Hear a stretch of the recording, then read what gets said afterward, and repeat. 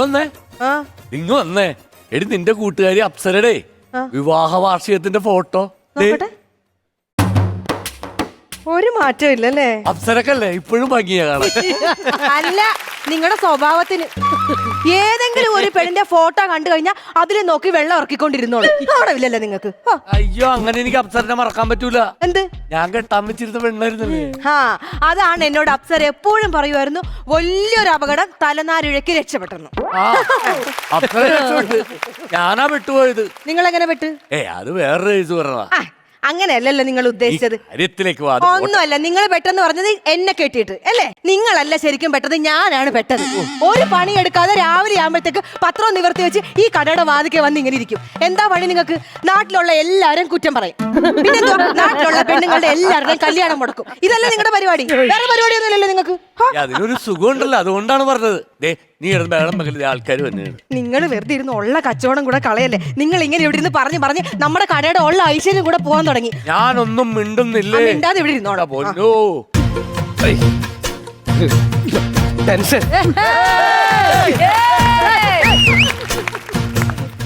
അതെ എടാ, നീ ഇങ്ങനെ ടെൻഷൻ അടിക്കാതെ.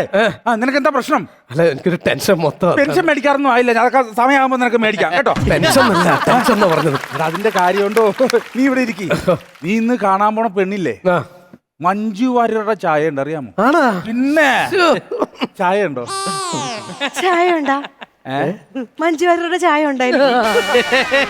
എല്ലാരും എന്നോട് പറയും എനിക്ക് മഞ്ജു വാര്യരുടെ ചായ ആണെന്ന്. കൊണ്ടാ മഞ്ജു വാര്യരുടെ ചായ ഉണ്ട്, മഞ്ജു വാര്യർ കുടിച്ചോളും കേട്ടോ. ഇത് ഞാൻ ഇവിടെ പറഞ്ഞ. ഇവിടെ കുടിക്കാൻ ചായ ഉണ്ടോ? അതാണ്. പിന്നെ ചായക്കട വന്നിട്ട് ചായ ഇല്ലാതിരിക്കും.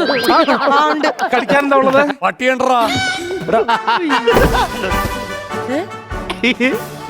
പോയ ആ സാധനം അല്ലേ? പോയി പോയി. അണ്ണാ ഇതൊക്കെ വയസ്സും പ്രായമായി പട്ടിയുണ്ട് കടിക്കാൻ. സാധനം അടിക്കാൻ പറ്റും? പുതിയ എന്തെങ്കിലും ഞാൻ ഒന്നുകൂടെ ചോദിക്കാം. കടിക്കാൻ എന്താ ഉള്ളത്? എന്താ കളിപ്പിക്കണോ നീ? കളിപ്പിക്കാണോ നീ? നമുക്ക് പോടാ. ഇയാള് കടിക്കുന്ന തോന്നണം. പൊന്നിയായിട്ട് നിങ്ങൾ ഉള്ള കച്ചവടം കൂടെ നിങ്ങൾ കളയുക.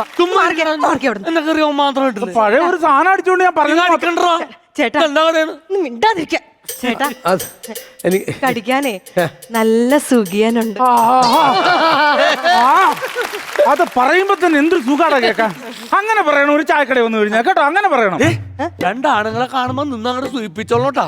ഞാൻ വെള്ളെടുത്തോണ്ട് പോരാ. ചേച്ചി എനിക്ക് സുഖ്യം മതി. രണ്ടെണ്ണം എടുക്കണം. നിനക്ക് സുഖം വേണ്ട. സുഖം വേണ്ട. സുഖം വേണ്ട. അതെന്താ? സുഖിനകത്തൊക്കെ എന്ന് പറഞ്ഞാൽ പയറൊക്കെ അടങ്ങിയ സാധനമാണ്. നമ്മളിന്ന് പെണ്ണ് കാണാൻ വേണ്ടി പോവാണ്. അവിടെ ചെന്ന് കഴിയുമ്പോ പിന്നെ നീ അത് കഴിച്ച് അവിടെ ചെന്ന് അവിടെ സാധനം കഴിച്ച് ഗ്യാസ് കയറി പിന്നെ വർത്താനം പറച്ചിലായി, ഒച്ചയും ബഹളമായി, വെടിപറച്ചിലായി, സംസാരം വഷളായി. എന്തിന്? അതാ മുടങ്ങാനോ? അത് വേണ്ട. ഇവന് ഒരു ബണ്ണും ഒരു ചായയും, എനിക്ക് ദോശയും സാമ്പാറും. അതെ, ഒരു കാര്യം ചോദിച്ചോട്ടെ. ഞങ്ങള് പെണ്ണ് കാണാൻ പോകുന്ന വിവരം മിക്കേനെ വിളിച്ച് പറഞ്ഞിട്ടുണ്ട്. അയ്യോ പറയരുത്. നമ്മള് പെണ്ണ് കാണാൻ പോണ വിവരം പെണ്ണിന്റെ വീട്ടിൽ വിളിച്ച് പറയരുത്. അതെന്താ? പറഞ്ഞു കഴിഞ്ഞാൽ എനിക്ക് പറ്റിയ അബദ്ധങ്ങൾ പറ്റും. അയ്യോ പറഞ്ഞെന്താ കുഴപ്പമെന്താ? പറഞ്ഞ കുഴപ്പമെന്ന് പറഞ്ഞാൽ ഞാനിതുപോലെ പണ്ട് പെണ്ണ് കാണാൻ പോയിട്ട് ഞാൻ പറഞ്ഞു ഞാൻ പെണ്ണ് കാണാൻ വരുന്നുണ്ട്, അറിയിച്ചിട്ട് ചെന്ന്. അപ്പൊ അവര് ഞാൻ ചെന്നപ്പോടാ ചേതാമനെ പോലെ ഒരു സുന്ദരിയായ പെണ്ണ് ഒരുങ്ങി അതിന്റെ മേലില്ല കുറച്ചും കൂടെ അങ്ങനെ നിൽക്കണം. അപ്പൊ ഞാൻ അങ്ങ് അതിശയിച്ചു പോയി. ഇതിനെ കല്യാണം കഴിച്ചല്ലോ. വീട്ടിൽ കൊണ്ടുവന്നപ്പം അഖില് പെൺവേഷം കിട്ടിയ വീതിയുള്ള അഖിലാണോ? ആ വീതി ഉണ്ടായിരുന്നു. കൊണ്ടുവന്നപ്പോ വീതി ഉണ്ടായിരുന്നു. പള്ളയൊക്കെ ചാടി ഇങ്ങനെ എന്നിട്ട് അവൻ വന്നപ്പോ അങ്ങനെയായിരുന്നു അഖില് പോലെ. പക്ഷേ പെറ്റി കഴിഞ്ഞപ്പോ കുട്ടി ഉണ്ടായി. ഒരു കുട്ടിയൊക്കെ ഉണ്ടായപ്പോഴും കുട്ടിയകലായി പോയി. അത് ശരി. അങ്ങനെയാണ് അതിന്റെ ചായ അല്ലേ? പിന്നെ സാമ്പാറ് സാമ്പാർ ഒഴിച്ചിട്ടുണ്ടല്ലോ. ആണോ? സാമ്പാറാണോ ഇത് പമ്പയാറാണോ? മാറിയിരിക്കണം. എന്താ എന്തെങ്കിലും പോയാ? അത് അങ്ങോട്ട് ഒഴുകി പോയത്. അറബിക്കറിലെ ചെന്ന് ലയിച്ചോട്ടെ. അതങ്ങ് പൊക്കോട്ടെ. സാമ്പാറാണ് പോലും. അയ്യോ ചായയില്ല. ചായയില്ലേ? ഇല്ല. പണ്ണ് മുക്കിയപ്പോ ചായയില്ല. ചായയുടെ പൈസ ആരുമില്ല. ചായ പണ്ണ് കുടിച്ച്. പണ്ണ് ചായയിൽ മുക്കിയപ്പോ പണ്ണ് ചായ കുടിച്ചിന്. അവൻ ചായയുടെ പൈസ എങ്ങനെയാണ്? ചായയില്ല. ഇത് എന്തൊരു കഷ്ടമെന്ന് നോക്കിയെന്നെ ഇത് വേണമെങ്കിൽ കഴിക്കും. ഇത് എനിക്ക് വേണ്ട, ഇത് പറ്റൂല. സാമ്പാറാണ്, ഇത് എന്താ ആറാണെന്ന് എനിക്ക് അറിഞ്ഞുകൂടാ. അതുകൊണ്ട് ഞാൻ ചേട്ടാ ഒന്ന് കഴിച്ചു നോക്കി കേട്ടോ, ടേസ്റ്റ് ഉണ്ടാ നോക്കി കേട്ടോ, ടേസ്റ്റ് ഉണ്ടാ നോക്ക്. ടേസ്റ്റ് ഉണ്ടോ നോക്കണമെങ്കിൽ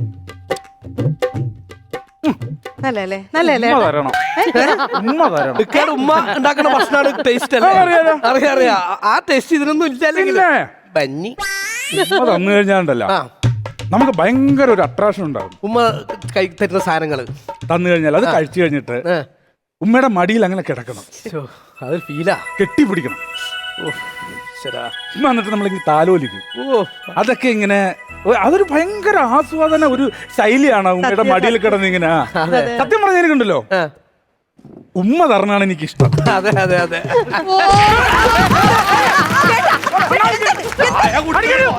എന്താണ് ഈ കാണിക്കണത്?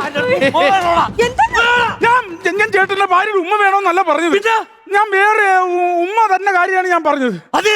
അതാണ് ഇക്കയുടെ ഉമ്മ തരുന്ന കാര്യം പറഞ്ഞത്. നീ ഏതാണ് നീ? എന്താണ് നമ്മൾ ചേട്ടനാ, ഞാൻ ആരാണെന്ന് മനസ്സിലായി നിനക്ക്? ഞാൻ മരിച്ചുപോയ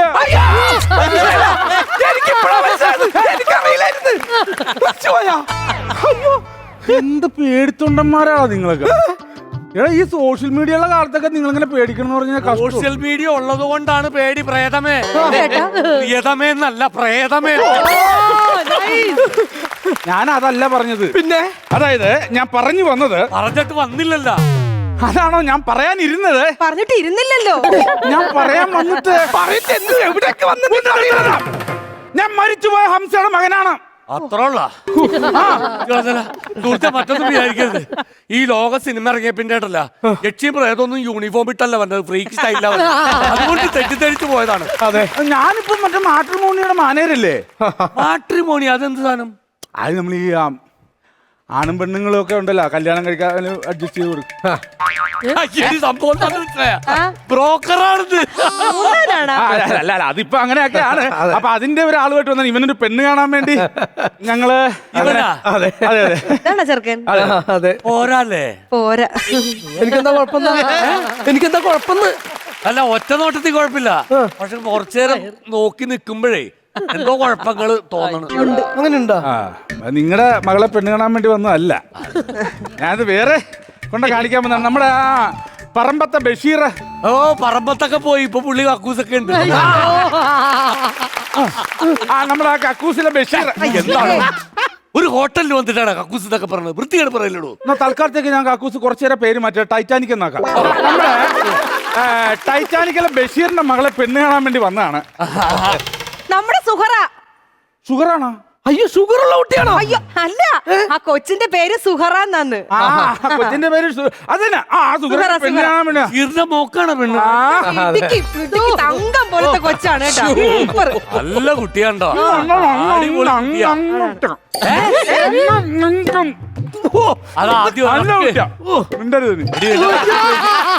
കണക്കൊക്കെ എഴുതി വെക്കാനുണ്ടോ നീ?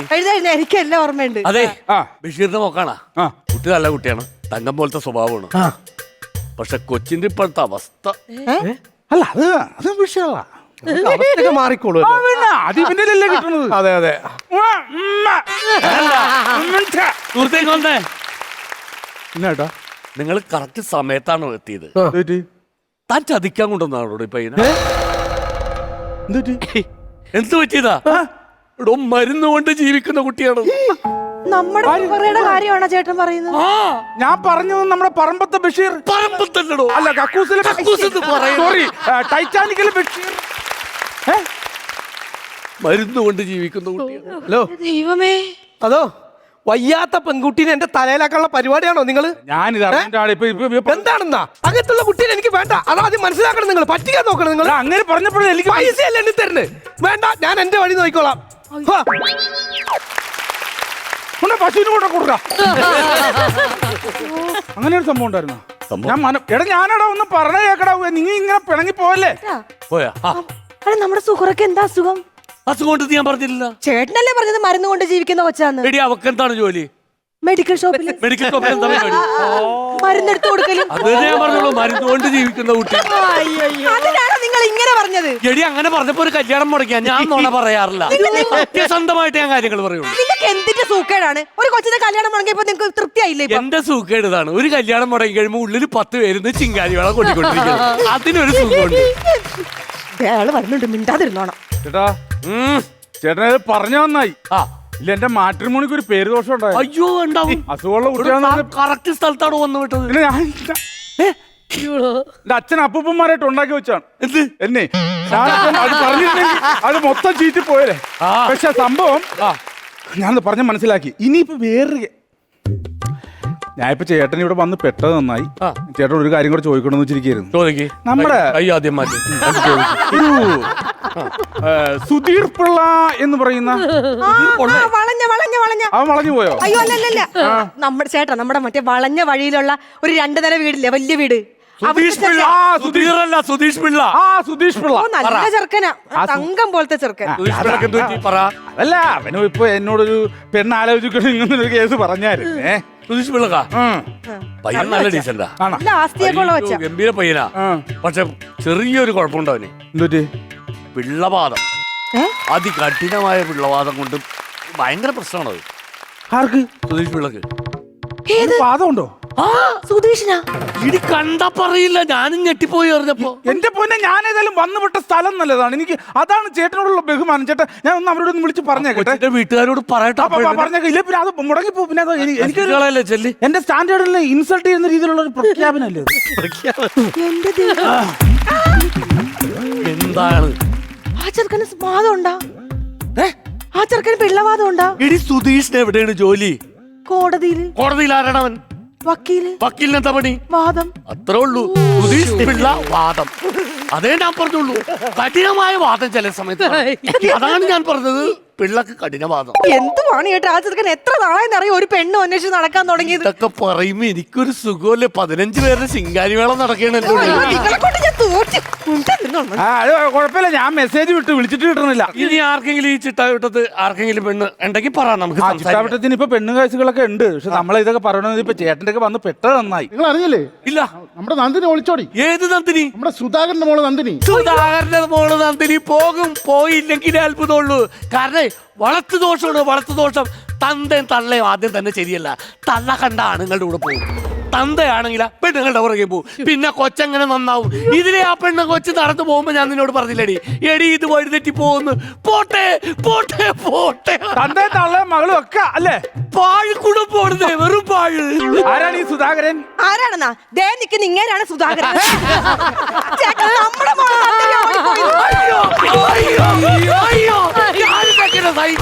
എന്റെ ദൈവമേ. നിങ്ങളിപ്പോ കൊറേ കല്യാണമൊക്കെ മുടക്കിയില്ലേ? നിങ്ങൾക്കൊക്കെ പറ്റി ഇത് തന്നെ വേണം. നിങ്ങളുടെ അത് എഴുതി വെച്ചിട്ടുണ്ടല്ലോ, ഇതൊന്ന് വായിച്ച 2 പേരും കൂടെ. ഇന്ന് നാളെ കടം. അത് തന്നെ